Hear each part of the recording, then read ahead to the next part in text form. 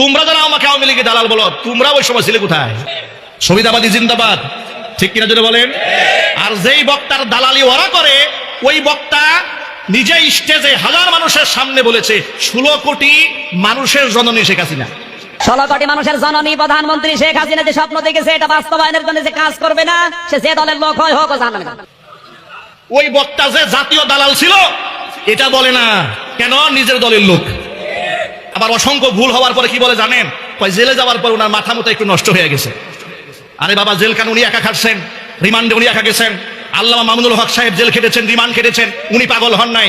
Rafiqul Islam Madani jail খেটেছেন, জরিমানা দিয়েছেন, রিমান্ডে ছিলেন, উনি পাগল হন নাই। মাহমুদ হাসান গুলাবী জেল খেটেছেন, রিমান্ড খেটেছেন, উনি পাগল হন নাই।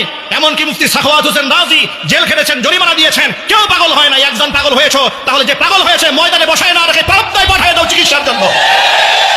চিকিৎসার জন্য পাবনায় পাঠিয়ে দাও। তোমরাই তো বলো মাথা ঠিক নাই, তো মাথা ঠিক নাই কোরআনের ময়দানে বসাও কেন? নবীর শানে বিয়াদবি করার জন্য, আল্লাহর শানে বিয়াদবি করার জন্য, কোরআনের কারিমের ভুল ব্যাখ্যা করার জন্য বসিয়েছ। মনে রেখো, আল্লাহর কোরআনের বিরুদ্ধাচরণ তোমরা যদি করো, তুমি কত বড় দলের নেতা দেখার সময় আমাদের হবে না।